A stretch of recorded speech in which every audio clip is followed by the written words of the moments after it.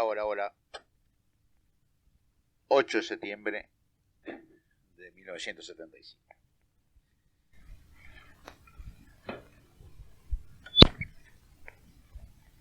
Días pasados me había referido a las dificultades, algunas de las dificultades con las cuales nos iniciamos en el periodo de gestión gubernamental.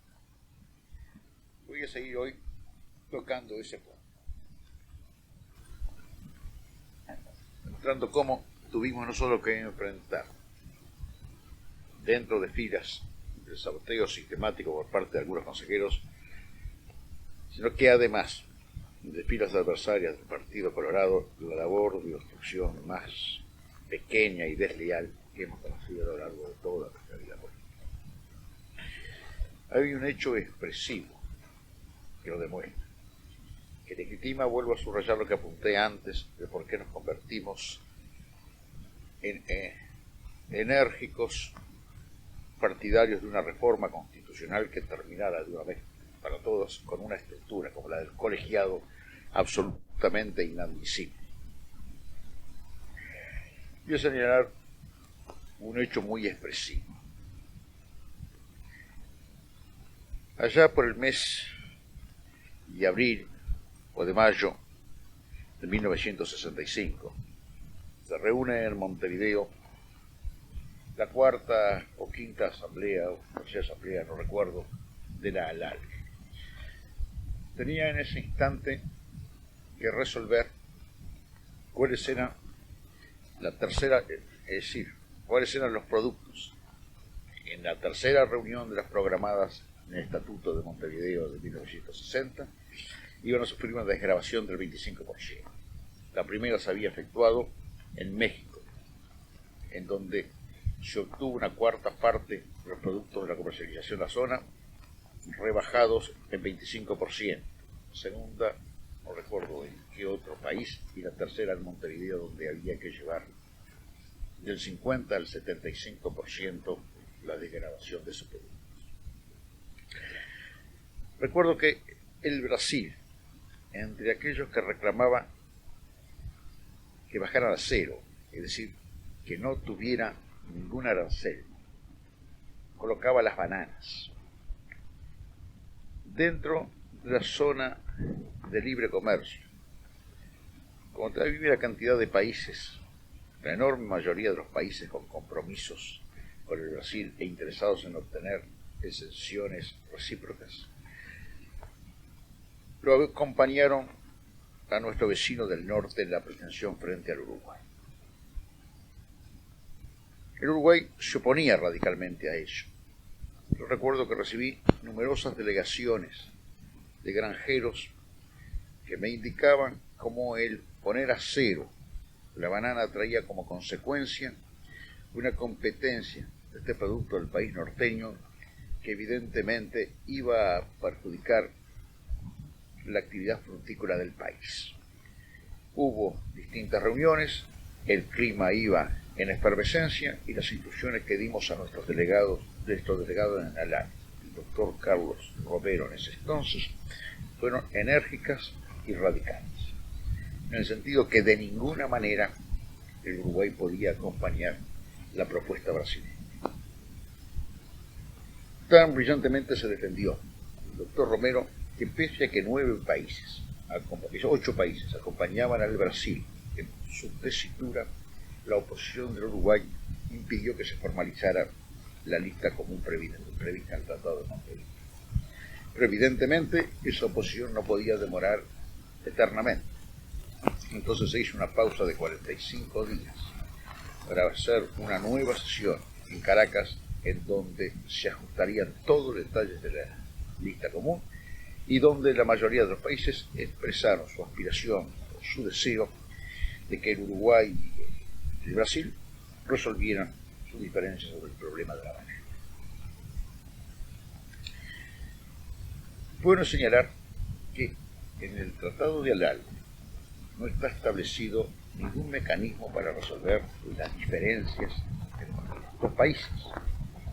Es decir, que la oposición de uno puede impedir de que lo que es el acuerdo mayoritario plasme en convenios o en textos positivos, lo que no significaba que de ser esa oposición temperante o no compartida por los demás países, en determinado instante estos se aburrieron y eliminaron de los cuadros de la LAC al país que trababa con su oposición la materialización de las disposiciones del Tratado de Madrid.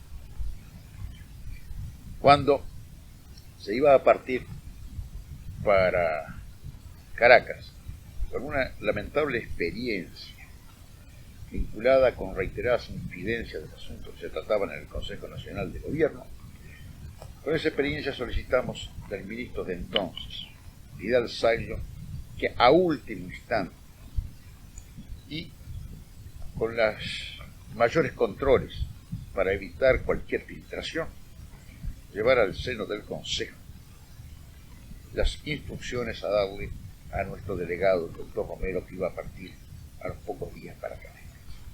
Y con tanto sigilo se actuó en esta materia, con tanta prudencia, se extremaron a tal grado las cosas, que el doctor Romero, que iba a salir un día viernes, recién el jueves por la tarde, hubo una sesión extraordinaria del Consejo, de un acuerdo extraordinario del Consejo, para considerar las instrucciones a darle al doctor Romero.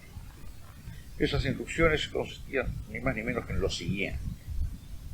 El doctor Romero debía sostener la posición del Uruguay negándose radicalmente a la incorporación, a la inclusión de la banana en la lista de productos comunes que venían rebajados sus aranceles a cero.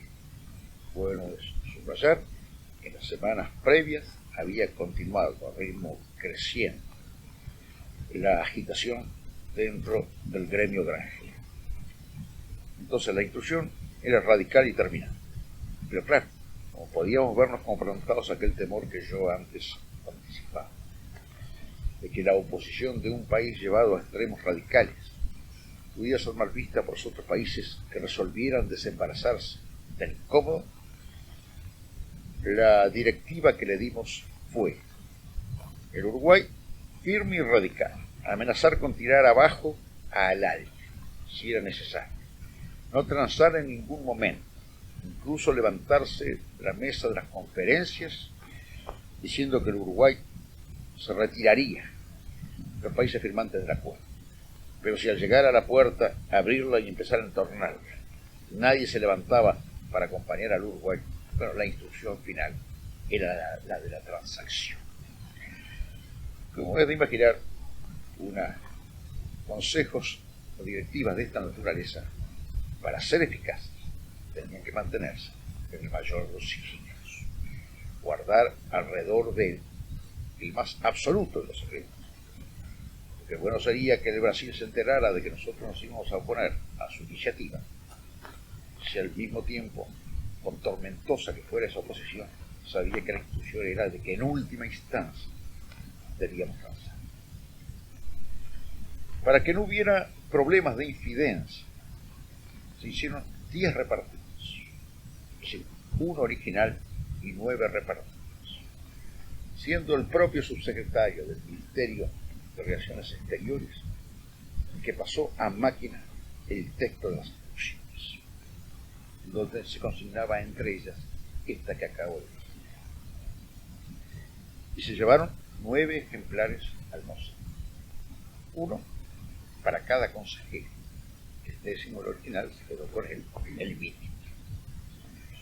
Se habían tomado todas las precauciones, más el compromiso que asumieron los consejeros allí, un régimen de reserva y de secreto en el que se organizó la negociación, que no distinguió ninguno de los detalles de la historia. Al otro día, es decir, por unanimidad se aprobaron las instrucciones, y al otro día, a las 10 de la mañana, partía de la Caracas el doctor. El otro día, al abrir el diario La Mañana, a 9 columnas leímos un título que decía: instrucciones reservadas a nuestro delegado ante la próxima conferencia de la Cámara. Y el texto íntegro de las instrucciones que nosotros habíamos dejado. Sé quién fue el interior. Evidentemente la prueba escrita no la tengo, pero por elementos que han llegado a mi conocimiento, medias palabras, e incluso algo se le escapó indirectamente. El cronista de la mañana, eso vinculado con la campaña con que después la mañana acompañó la actitud de algún consejero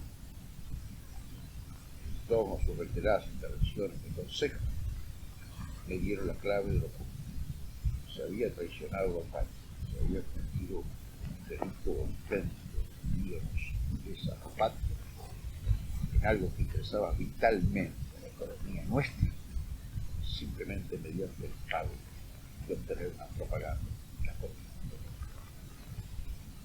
En esa forma, el Consejo tenía que gobernar, y en esa forma se tenían que dirigir los asuntos tan delicados que debían moverse en un plano de tanta reserva como era el